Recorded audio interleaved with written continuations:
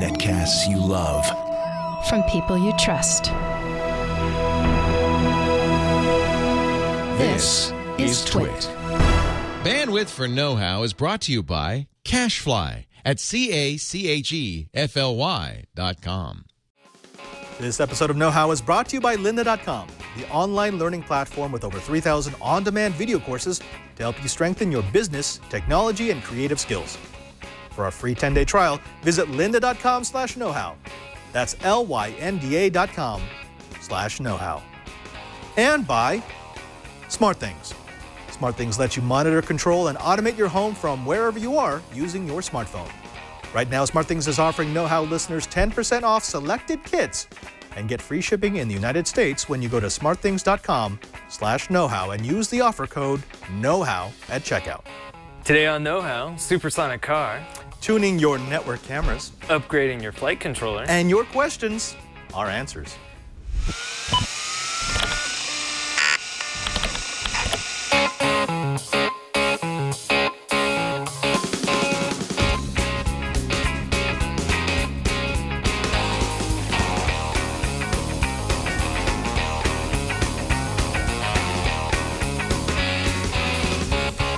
Welcome to Know-How. It's the Twitch show where we build, bend, break, and upgrade. I'm Father Robert Ballecer. And I'm Bryan Burnett. And for the next hour or so, we're going to show you some of the projects that we've been playing with so that you can take them home and geek out on your own.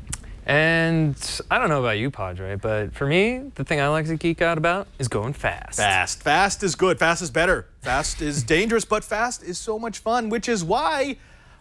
Did you hear about the Bloodhound SSC? I hadn't heard about this, no. It's a supersonic car. That goes 1,000 miles per hour? They're trying to make this thing go 1,000 miles per hour by 2016. Way back when, there was a Thrust SSC, which was done by a British team. And they went out to the salt flats and they were able to get it supersonic, which is nice. That's fast. And at those speeds, weird things happen to your car. Hey, at that speed, you're basically just flying really close to the ground.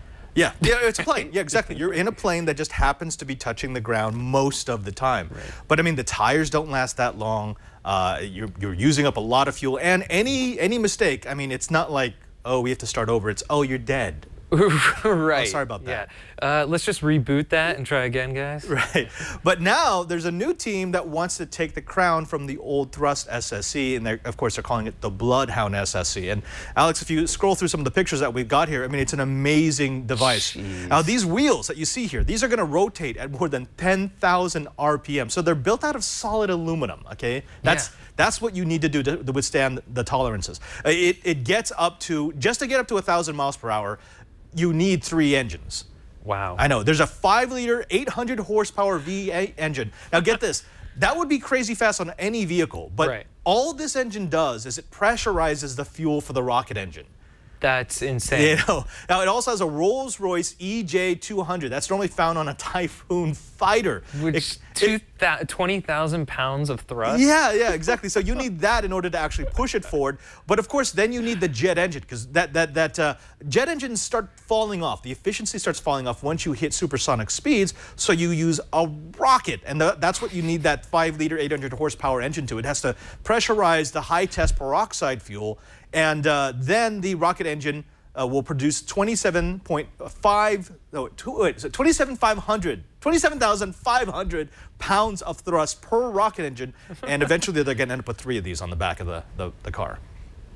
This doesn't even, it's a rocket. It's just a rocket with tires strapped to the bottom of it. And believe it or not, in a lot of ways it's more complicated to make a car than it is to make a plane or just a rocket, because now you are contending with, you're on the ground, you have to worry about ground effect, because your car will naturally want to take off, and if it takes off, you die. You're done, yeah. Right. So they have a specially designed computer controlled spoiler, which basically, it's constantly adjusting the angle of the spoiler in order to keep the car. You don't want it to dig in, because if it digs in, you're just as dead. Right. So, and if you don't, well, I mean, that's if you dig in too much, and probably if you dig in just a little bit beyond that, you lose speed, right? Right. Like so friction. You need to keep it lift neutral, which is incredibly difficult. I mean, it's easy to just put a lot of downforce, and it's easy to take off, but to walk that line between driving, and flying.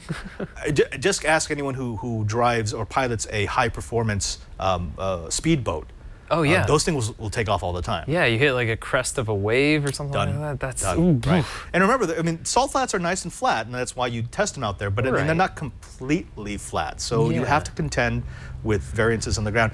Now get this, the thing is going so fast. Remember how it has 3 engines? Yeah. It also has 3 braking systems. Yeah, because you got to stop at some point. You're going to have to stop because remember, in order to set the record, you have to do it twice. You have to go down range and then you have to come back. And so this can turn on its own? No. So you go down range and you stop and then they refuel, reprep, and then they send it back the other way. I think you have to do it within like an hour or something.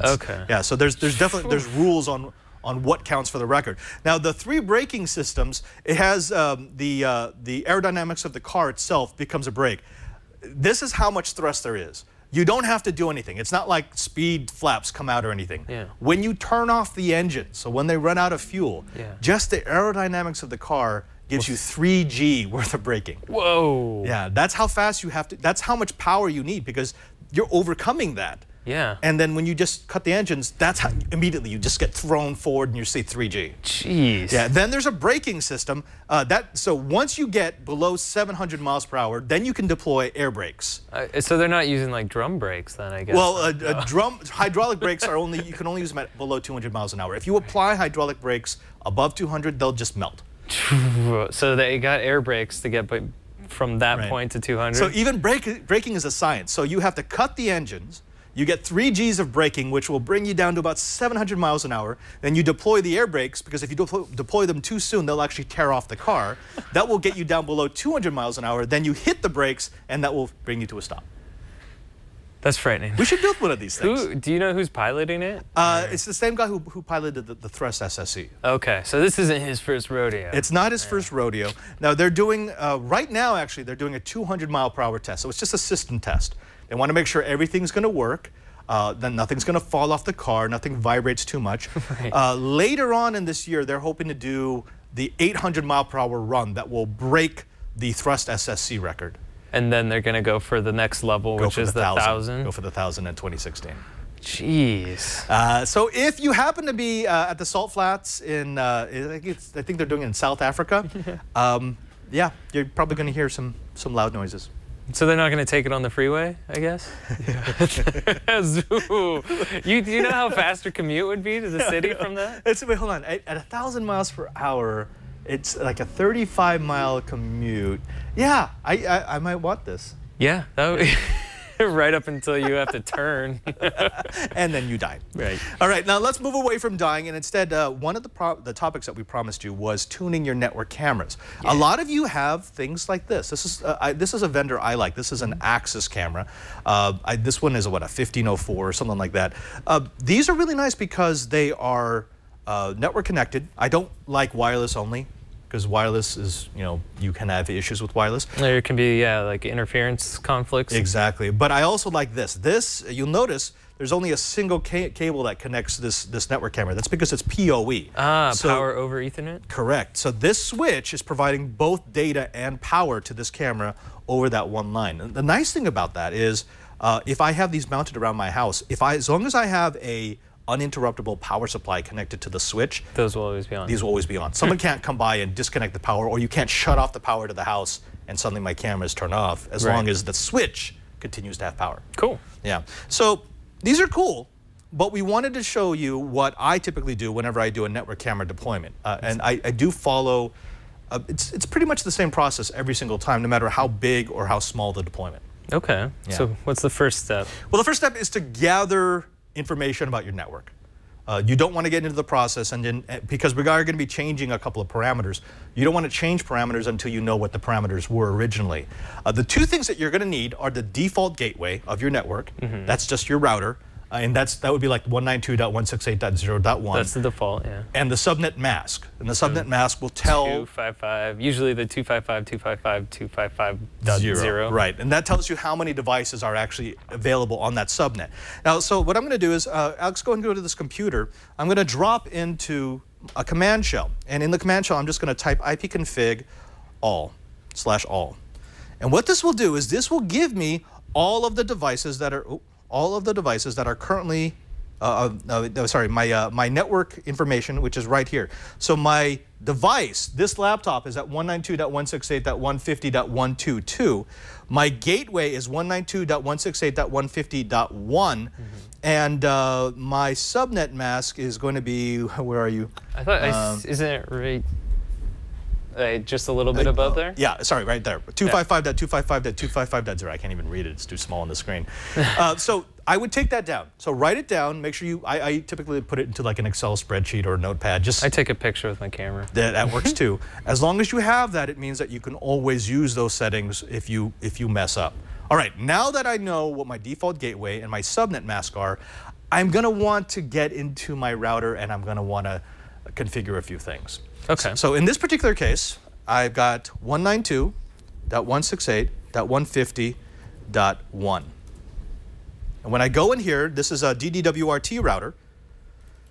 And the nice thing about this, oh, that's kind of weird. The nice thing about this is it allows me, if I go to setup, I have to give it, oops.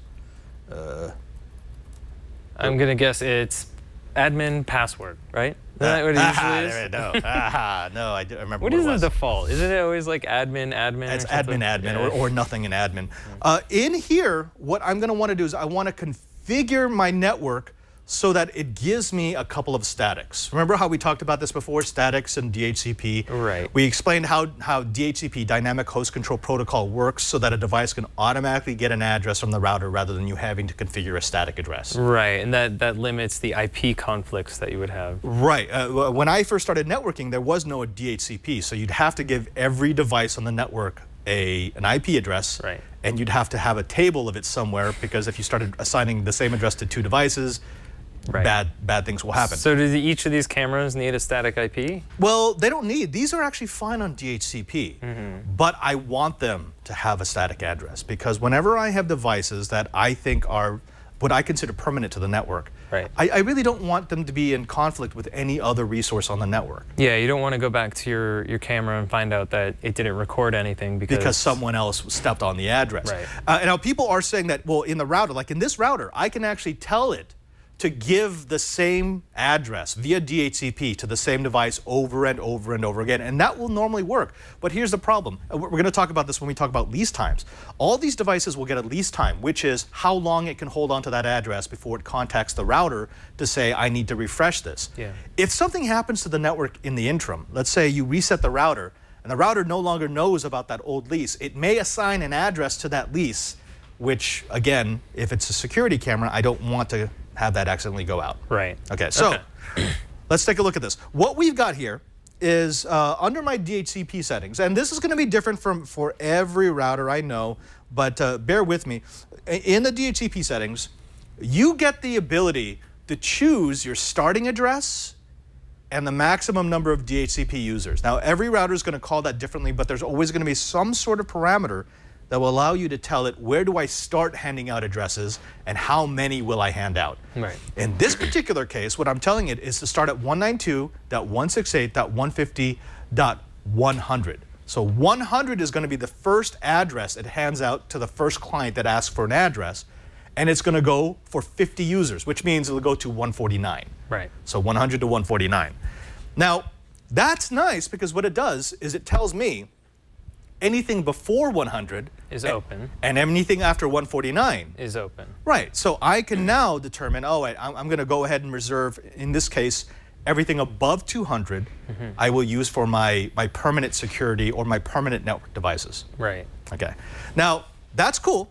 That gives me a really easy way to find out where my devices are going to go. And I already know my default gateway, my subnet, and I now know that I'm reserving 200 and above for my network cameras, which is pretty much all the information I'm going to need to make these things work. Cool. All right.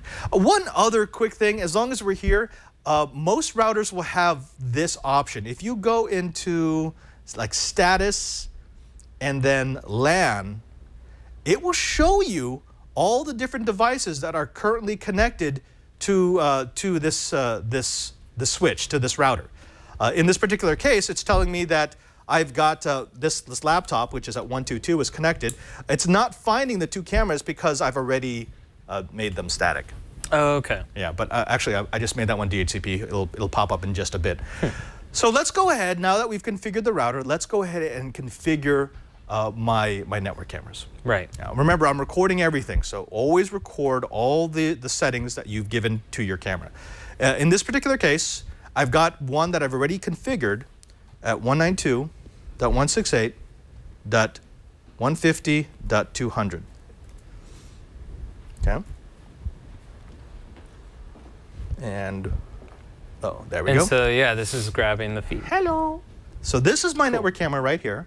Oh, hi, Brian. Oh, hi, Padre. Oh, oops. You know, I was going to take it. I thought you were blocking out the haters. I wasn't blocking out the haters. Okay. Actually, let's mess around with this camera a little bit. This, I have it set for a low resolution. Actually, go back to that. Low resolution, but it does a few fun things. Like, for example, there's a dog in here? There's a dog. Or how about want to freak someone out. Or this is my personal favorite. I did this to my dad once. You are trespassing. Photographed and recorded by this Access network camera. There is no point in destroying me. The video is already stored at another site, and a notification has been sent. Oh my God. Have a nice day. Yeah, I like that last part. Have a nice day. Oh, by the way, you're messed up. You're dead. Sorry about that. All right, so go back to the screen right here, and what I'm going to do is I'm going to show you what kind of setup I'm doing inside the camera itself. Inside the camera, the first thing I'm going to want to do is I'm going to want to set my TCP/IP settings. This is where I input all of those numbers that I've told you to record. So I put in my subnet mask, 255.255.2550. I put in my default gateway, 192.168.150.1, and then I'm using the first of the addresses that I set aside in the static, which is 192.168.150.200. Okay. All right, does that make sense to you? That makes sense, because that's one of the available IPs that you set aside, and you're making sure to assign it to that camera. Right, and actually I have the other camera that's no longer static, so let me show you what that process looks like. So 150.100. I think that. Just remember the password. Just remember the password. There we go. So this actually, see, this one's still using a high resolution, so it's filling up the whole screen. But I'm going to do the same thing. I'm going to go into Setup, and I'm going to change this to 201. So that first camera is at 200. This one's going to be at 201. So I'm going to use a static address. Change this to 192.168.150.201, and the gateway is 150.1. Okay, so that was working over DHCP. Right. So the router had assigned it to something 100. within, 100 to 149. Right. But now I'm giving it a static because, again, I don't want anything to step on the address. I want to know that my network cameras, like normally I'll have 10 or 20. They start at 200 and they go up, which really helps because later on, in a future episode, we're going to show you how I'm using a Synology NAS to record the feeds from all my cameras, and I like having them all in the same range. So this is, you're able to access these over your local network, but if you were off-site, would you be able to get at them through that IP address? I would with two ways I can do that. One, remember how in a past episode we opened up the firewall on the router to allow external access to internal IPs.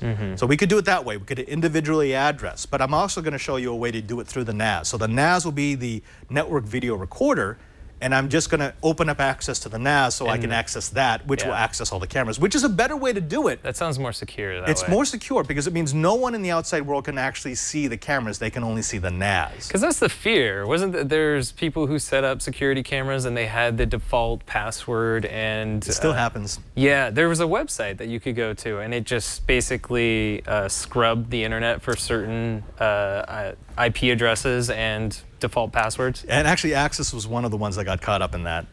These have been updated, so it's not vulnerable to that. But yeah, it was sort of.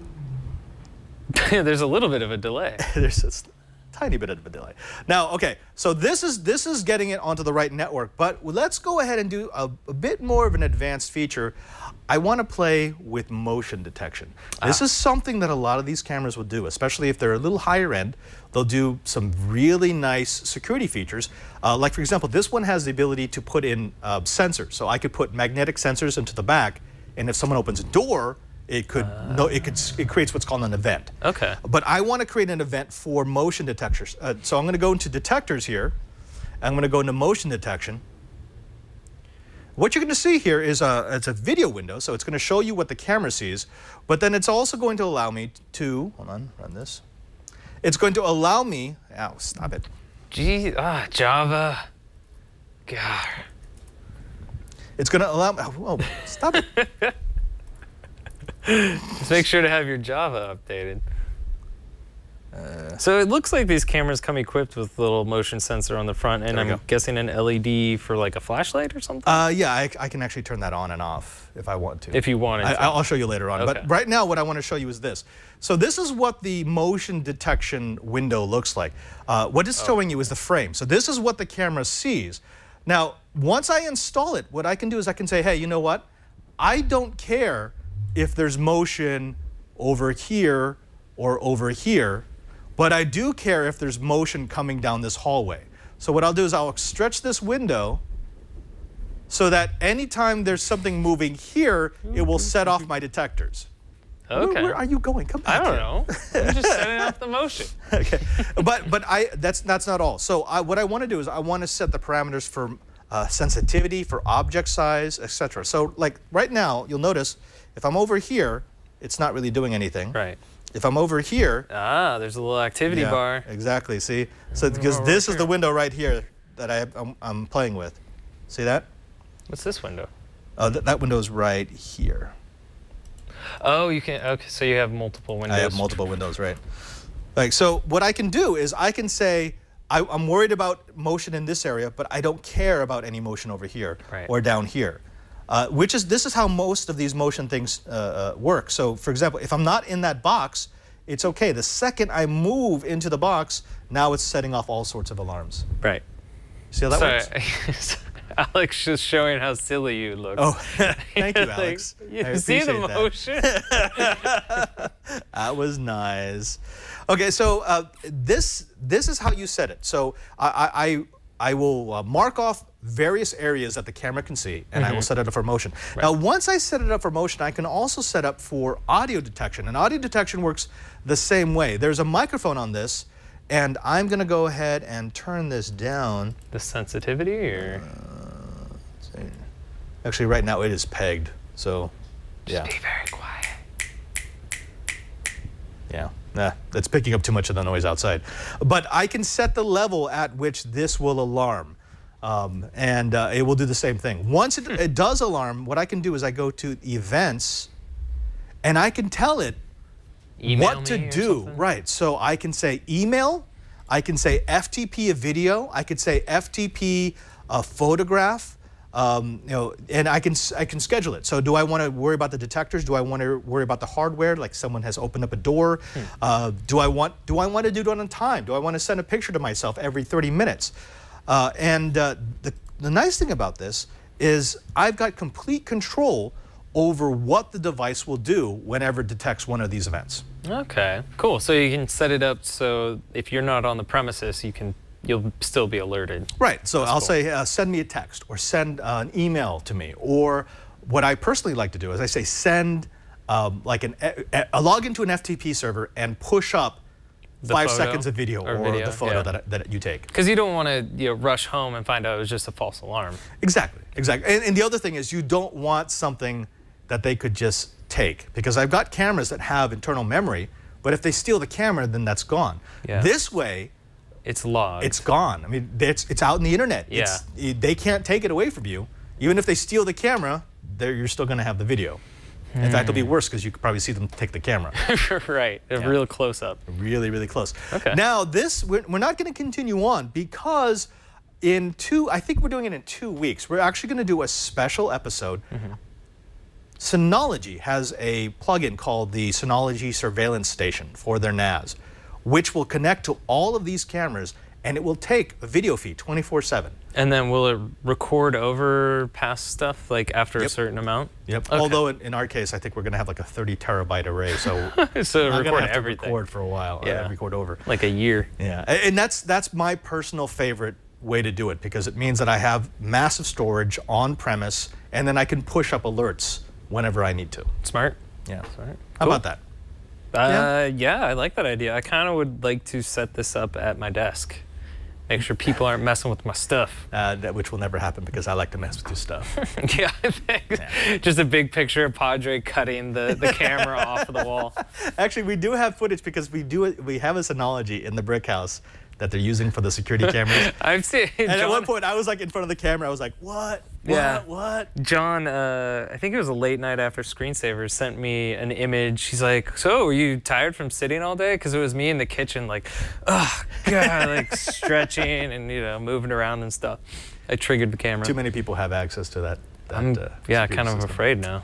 Well, folks, when we come back, we're going to be jumping a little into some quadcopter-y stuff. So warning, fair warning, but this actually applies to far more than quadcopters. If you're into anything programming with microprocessors from Atmel, this will be a good segment for you to watch because it will tell you how to reprogram them to do your bidding. But before we do that, let's go ahead and thank the first sponsor of this episode of Know How, and it's Lynda. Now, Brian, you know what Lynda is? Yeah, I've used it a lot.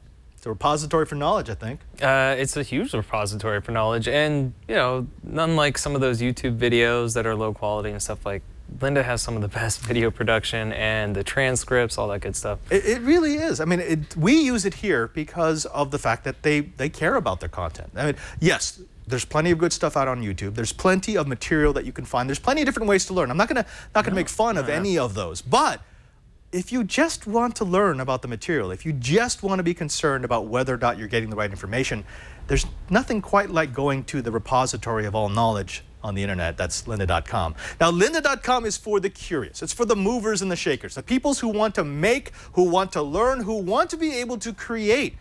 Oh, if you want to learn Excel, you can go to Lynda. If you want to learn a new programming language, you could go to Lynda. If you want to sharpen your HTML skills, you could go to Lynda. If you just want to learn more skills so that you can be more effective at your next job, that's what lynda.com is all about. If you're moving from Final Cut to Premiere. That's what we did here. Exactly. That's what we did here in the brick house. We had to move from one system to the next, and lynda.com gave us all the little points that we might forget, all the references. I didn't need to relearn how to edit. I just needed to find the one specific thing that I was looking for and then watch the video on it. Right.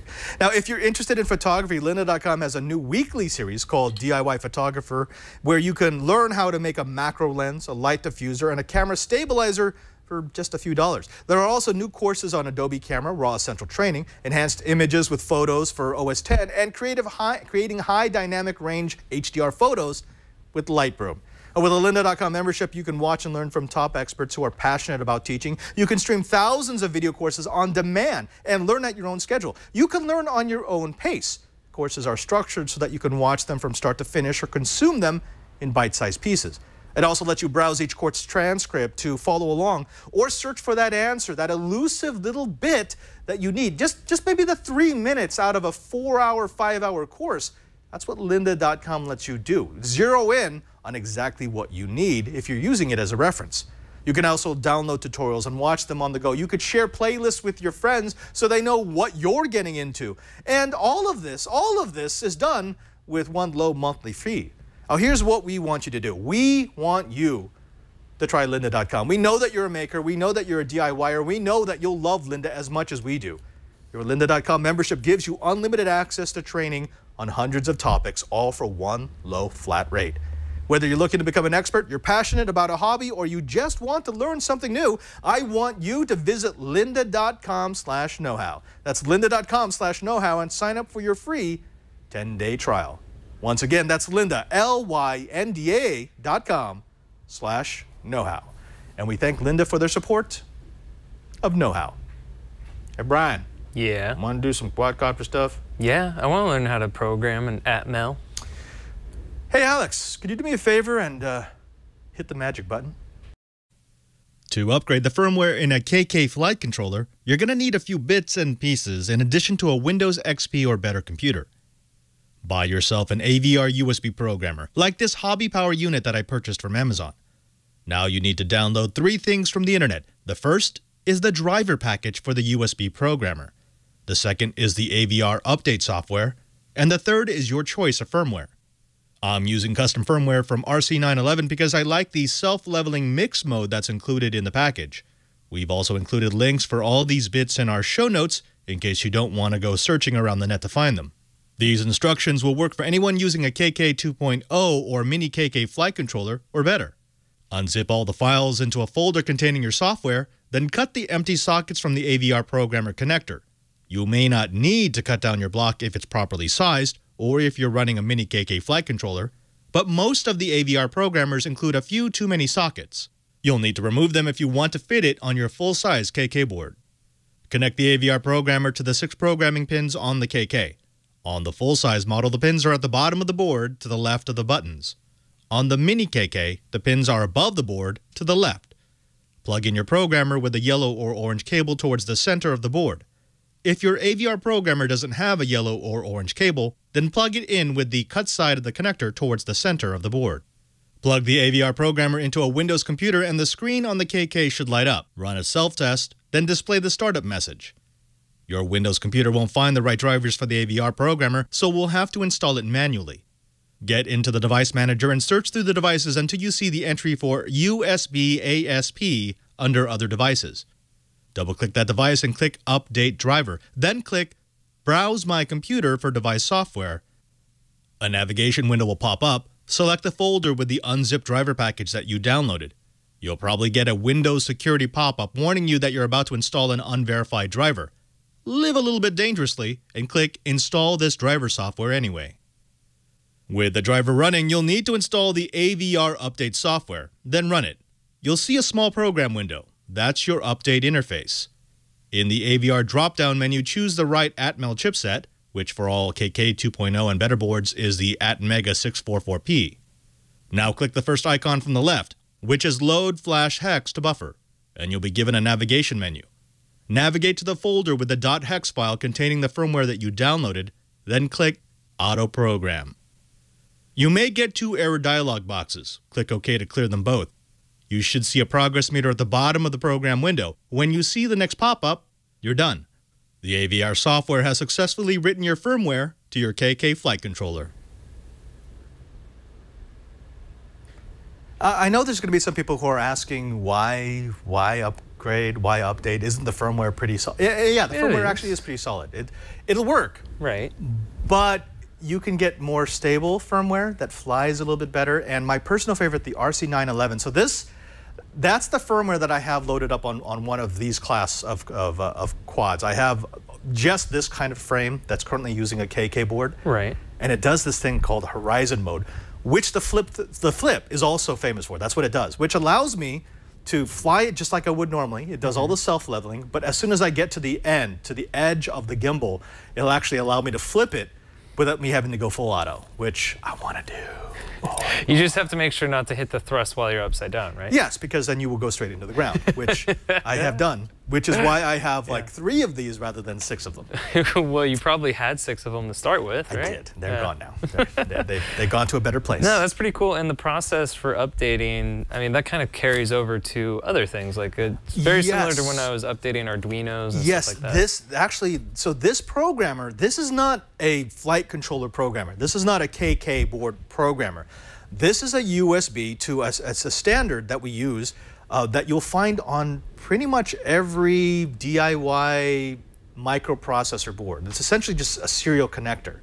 So the nice thing about this process is this will let you update non-KK boards. It will let you update non-flight controllers. This is really just a skill that you have to have if you're dealing with electronics and microprocessors at all. Yeah, no, I find it interesting. I like it. Yeah. So also we have to replace or upgrade yours, correct? Yes, we do. Actually, I think I hit the ground hard enough that I broke one of the buttons off of my KK. So I don't know if there's a firmware update that'll fix that.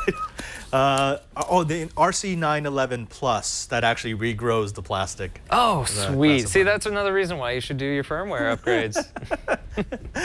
Folks, we're going to be moving on to your questions and our answers in just a bit. But first, we want to thank the next sponsor of this episode of Know How. And it's got to be SmartThings. Now, you know that I have been dabbling in home automation for quite some time. It's something that I enjoy. It's something that I like to think about when I think about homes of the future. We were all promised that by now our homes would talk to us. They'd have like artificial intelligence. They'd be able to know our preferences. Well, we don't quite have the AI angle down just yet, but you can get pretty darn close to that house of the future from way back in the past by going with SmartThings. Now, SmartThings understands one thing very clearly, and that is to have a high-end automation system. First, you can't be proprietary. You have to speak to everything, and that's what they do with this. This is the hub. That's where it all starts. This one device will allow you to access from your mobile device anywhere in the world anything that's connected into the SmartThings network. Now, that includes things like the power outlet or the water sensor or the motion detector, but it also means that you can talk to things like your drop cams, or maybe your Sonos audio system, maybe your Nest thermometer. That's what makes SmartThings so powerful. The fact that you can leverage all the devices you already have rather than having to buy everything from a single ecosystem. Bryan, you know what I really like? What? I like that. What is that? That's the presence sensor. So that's the thing that I would keep on my person. I would put it on my keychain, I would keep it in my pocket, and as I approach my house, my SmartThings network will know, oh, that's Robert, that's me. And it will set the house to my preference. This is what I was talking about with that house Turn in on the some future. music, set the temperature. Exactly. Maybe turn on my my Philips Hue lights, or you know, make sure that my audio system is set just right, or the temperature is set just right. This is what you can do with SmartThings. You can turn your home into a truly smart home. Now, let me tell you some of the things that CES editors found out about the SmartThings when they chose it as the Choice Award for home automation. They found out that there's packages that's what you can get from SmartThings, which include things like home automation that can turn your lights on or off from your phone, security packages that let you get instant alerts if there's unexpected movement or entry in your home.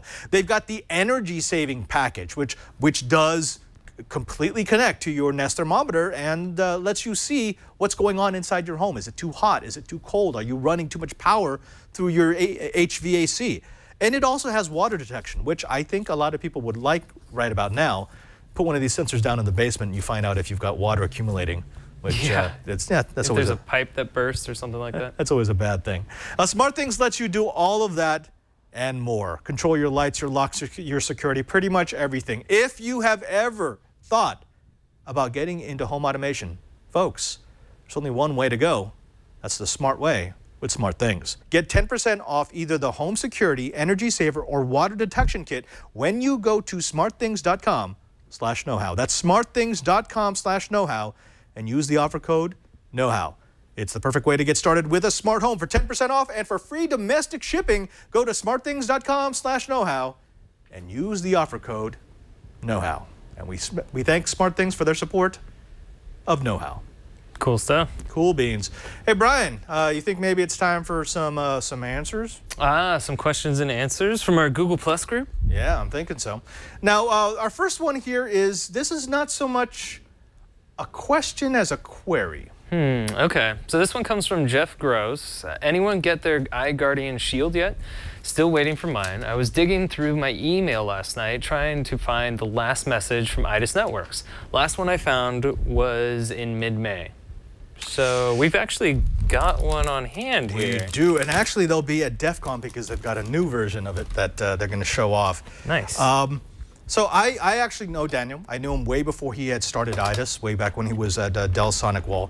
He's a good guy. He's actually a very, very intelligent engineer. You've had him on Twiat a couple times, I've had him on right? Twiat. He's been on Know-How. That's right. I like this device. The IDIS Shield is actually really good. I actually bought two. I have one in production, and it's doing exactly what it was supposed to do.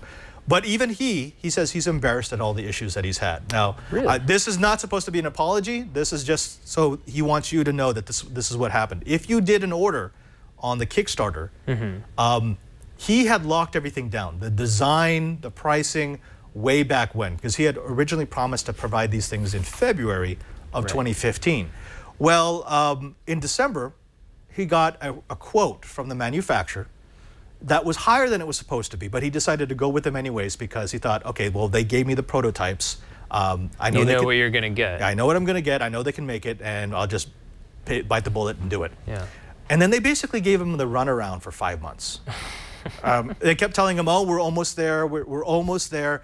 And then in April, this is unbelievable. In April, they actually came back to him and they said, "We know that you signed the contracts with the original quote. We are not going to honor that. we need $20 more per unit, which for those orders came to about $30,000. Wow. Yeah. And he had already funded the Kickstarter, like that had all ended. That was all done. Yeah. And, you know, so he was saying, well, I mean, it's too late because if I go with another manufacturer, I'm going to have to go through this whole thing again, and they're already late. I just want to get these out. So he went actually in pocket to pay the extra $30,000. Wow. And so they were supposed to have it delivered by the end of April. Okay, and then, yeah, now we're in July. Yeah, so they were supposed to deliver 500 units a week until all the fulfillment was done. Since then, they've shipped less than 50 a week. Wow. So, and this is after he dug into his own pocket. Yeah, he gave them all the money. So they had all the money. They had, and so in speaking to him, he said this was a learning experience for him because he's worked with manufacturers before. That's what he did at Dell. Right. But with Dell, and you're dealing with multi-million-dollar contracts, you have some leverage. He says, with these folks, you have no leverage. Right. Because they know they have your money. They know that you're not going to sue them because it's going to cost more to sue them than it's going to cost for you to, to wait. Wow. And they know that you really can't go to anyone else. That's why a lot of these Kickstarters fail, it seems like. But so during this process, was he updating like he was doing update. I mean, it had gone a long period. There were some people. That's why there were questions in the Google group like, "Is this a scam? Is it happening?" Yeah, because the idea behind this is awesome. It's very sound, right? This is so people were going, "Oh, I don't believe it. This could actually do it." I mean, that's not a question. We've already seen it prove its capabilities. This is using the same chipset that's used in Dell Sonic walls. It does real-time inspection of packets. That's not a question. That's what the silicone was designed to do. Yeah.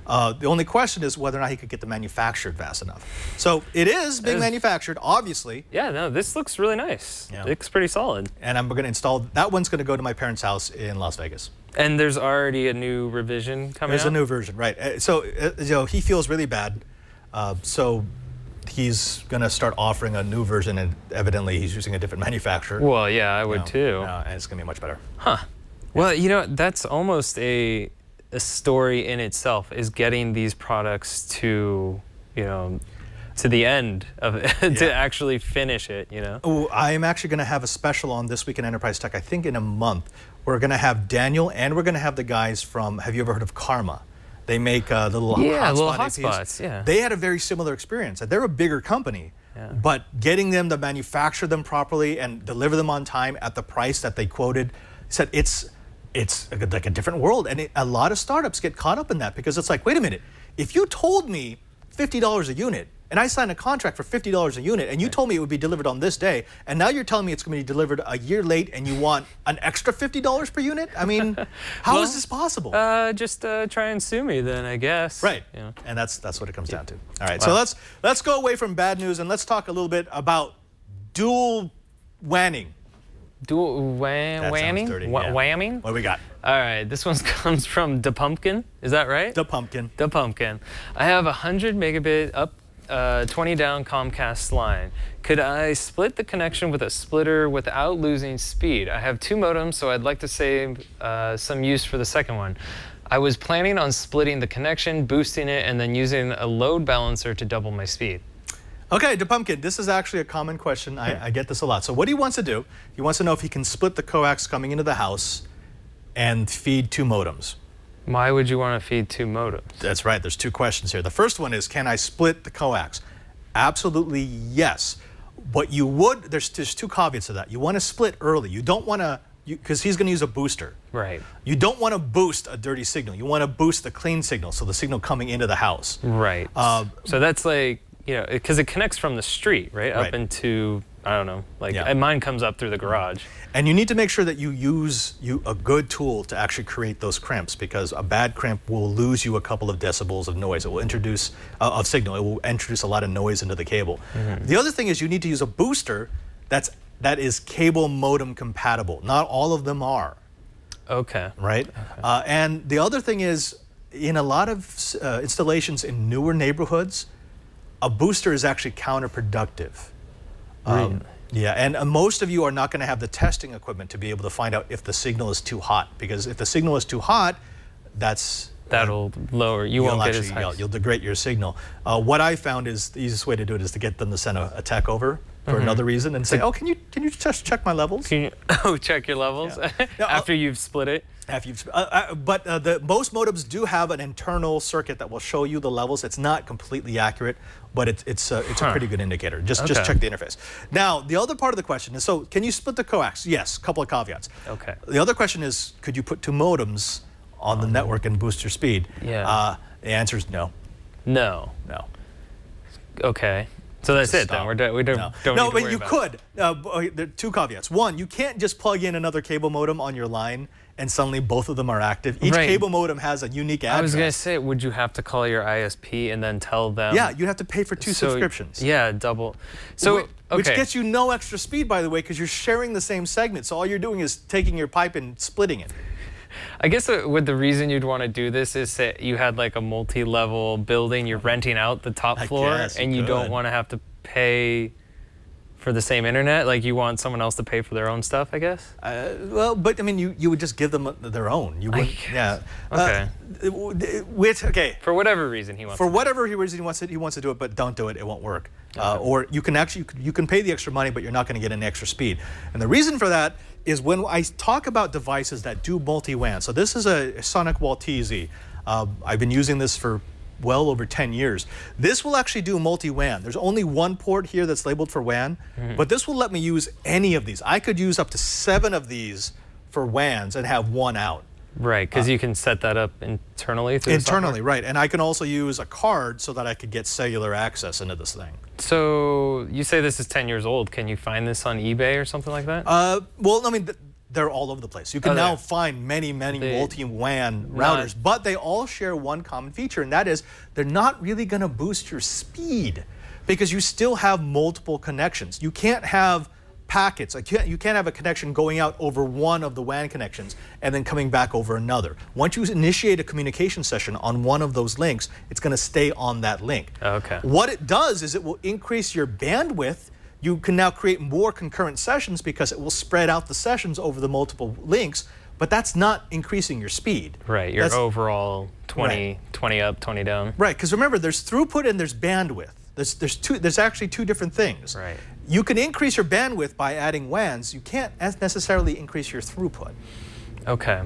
So we've learned you can do 2 modems if you want to pay for it. Would be silly. And if you probably don't need to boost the signal because you're not going. Yeah, you just don't do it. Okay. And then for this part is the only reason why you would use multiple WAN is if you are absolutely stressing that connection that you currently have.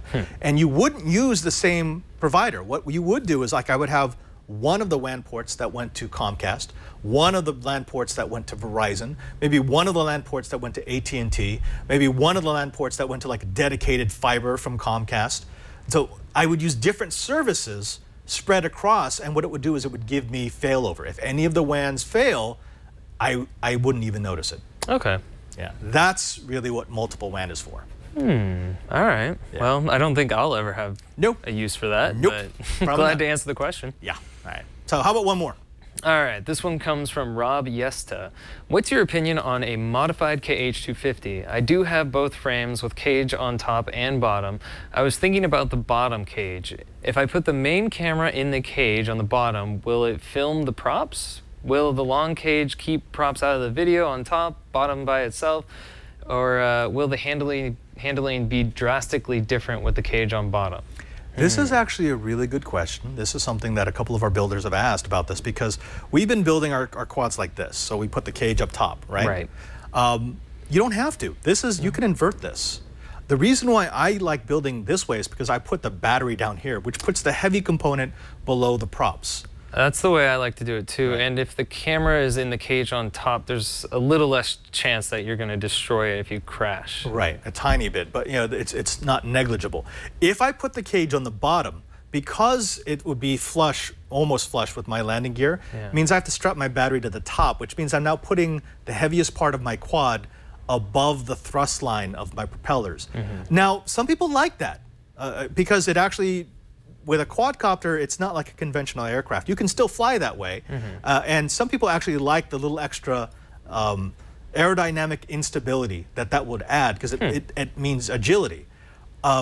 So it really comes down to preference. I find putting the cage up top and the heavier parts down below gives you a more stable flight. But I have inverted it and I've flown it just fine that way. So it really comes down to what you want.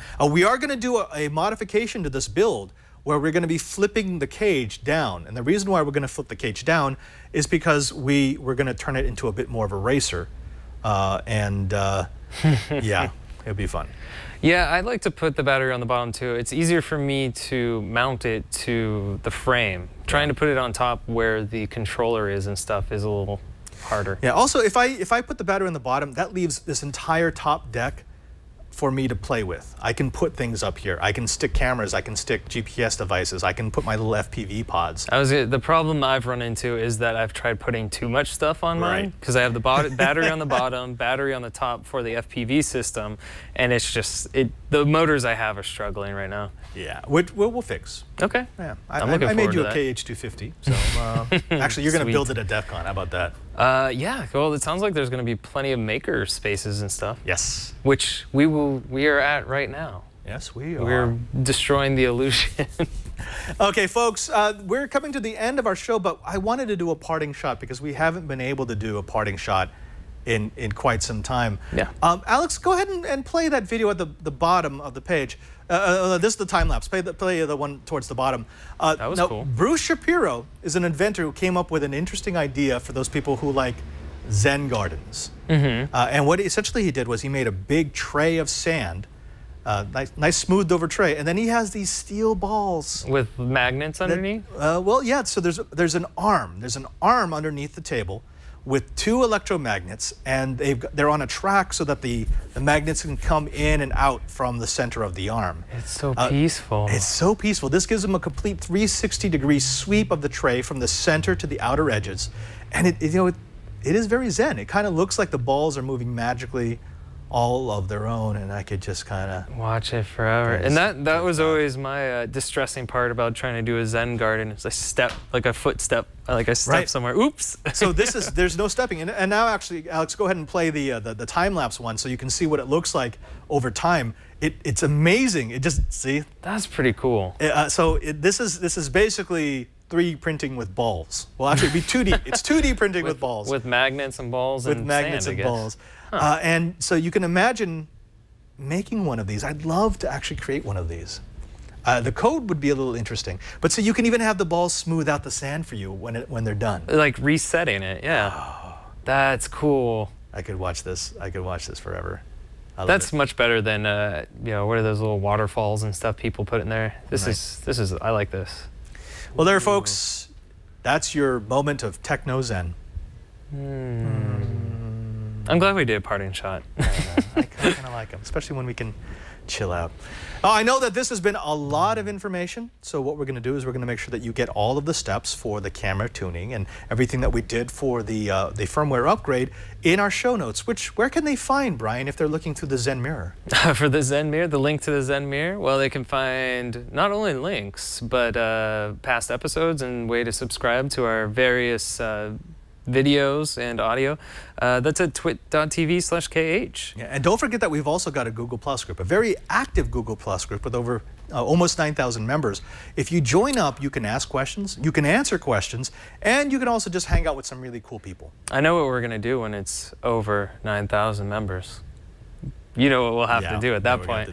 Yeah, but that's where we get all our questions from. You know, it's a way for us to interact with our audience, and we appreciate that. But that's not the only way you can get a hold of us. You can find us on the tweeters. The tweeters. I can be found at twitter.com/PadreSJ. And I am at cranky_hippo. And if you happen to follow us, you'll probably get some updates from DEF CON. Probably not while we're on the floor.